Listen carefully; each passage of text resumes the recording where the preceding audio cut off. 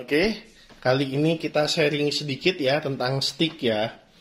Jadi milih stick ini memang harganya rentangnya ada yang murah bener, ada yang mahal bener. Contoh, ini stick merek MTech ya, MTech Gamepad Single. Stick kayak gini nih rata-rata mungkin harganya ya 50.000 lah, anggaplah segitu. Tapi biasanya cuma garansi toko yang kayak gini nih.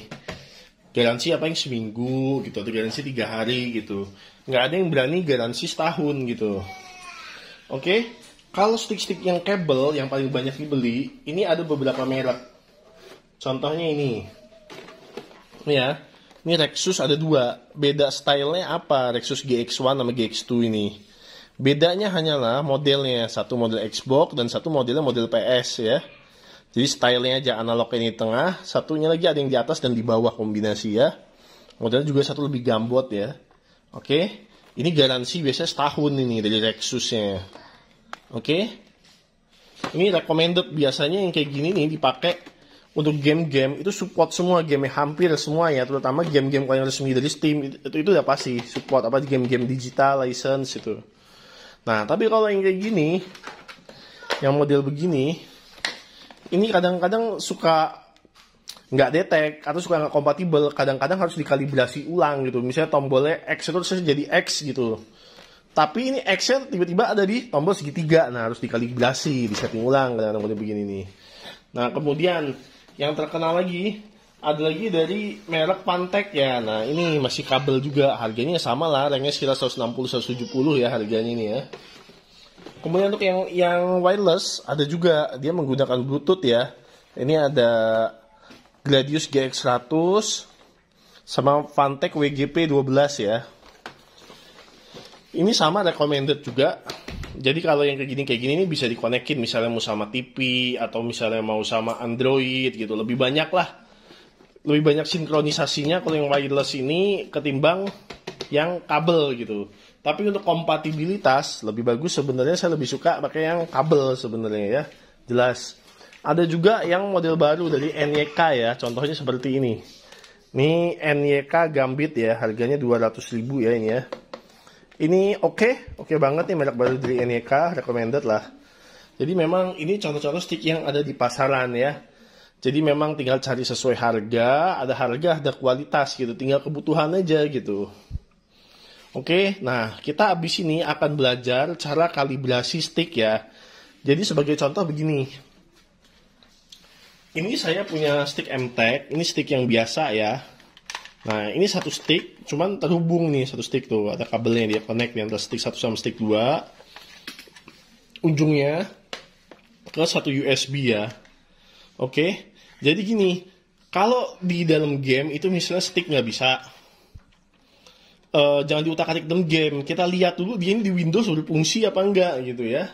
Nanti kita akan lihat langsung ya di layarnya cara kalibrasinya bagaimana. Nanti kita buat sedikit tutorial, oke? Thank you. Halo rekan-rekan lisensi antivirus, kali ini kita akan belajar kalibrasi stick gamepad ya. Jadi cara paling mudah gini, kita masuk dulu ke control panel ya. Oke, masuk ke control panel. Kemudian masuk ke view device and printer, oke. Pastiin dulu dia terdeteksi di sini gamepad ya. Ini kebetulan kita pakai yang dua gamepad ya, twin USB ya. Tinggal klik kanan, game controller setting ya. Nah, ini kan terbaca nih ada dua gamepad nih.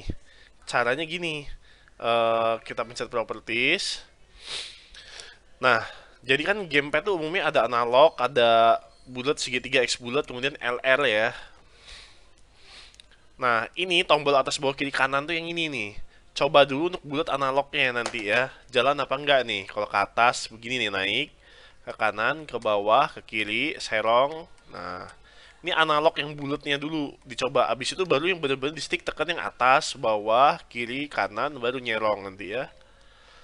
Kalau ini udah normal di sini atas bawah kiri kanan, ini pasti nggak masalah nanti di gamenya. Nah kemudian yang bawah buttonnya tuh ada ini ya. Ini memang diwakilin dengan angka 1 sampai 12 ya. Nih kita lihat dulu ya. Yang normal tuh begini, L1 angka 5, R1 angka 6, L2 angka 7, R2 angka 8. Segitiga tuh angka 1, X itu angka 3, kotak tuh angka 4, bulat itu angka 2, star 10, select 9. Oke, itu kita udah coba semua ya. Jadi mungkin ini berguna buat kita untuk deteksi kalau gamepadnya nanti bermasalah ya. Nanti kalau misalnya gamepadnya misalnya dia lari ke kanan apa ke kiri, ini begini nih. Ini lari sticknya ke bawah atau misalnya atasnya rusak, ini nggak mau naik dia ciri-cirinya. Oke. Kalau misalnya ini merasa pernah diubah-ubah gitu, di reset aja, reset to default gitu ya. Atau di calibrate nanti. Nah, calibrate di next. Nah, nih, oke. Nah, udah di next saja. Nah, udah di finish nanti ya. Nah, ini kalau di calibrate, contoh gini nih, ini jadi lari ini tuh ke kiri atas kan. Berarti ini calibrate-nya udah pas jadi nggak pas. Nah, kalau begitu reset aja lagi. Kita lihat, nah, ada balik nih normal lagi kan. Jadi calibrate tuh belum tentu dia ngebuat jadi benar, tapi bisa juga malah kebalikannya ya. Oke, itu dulu aja kita belajar cari cara calibrate. Kita pastiin supaya stick ini rusak apa enggak, stick ini normal apa enggak. Oke, kalau masalah di game ya itu nanti ngeliat lagi gamenya compatibility nggak ngebaca device gamepadnya, apa game yang bajakan, apa game yang bukan mode installer makanya dia nggak bisa detect stick. Tapi kalau game-game yang original yang kita beli dari Steam atau digital license, umumnya itu oke ya. Oke, sekian dulu review dari License Antivirus. Thank you.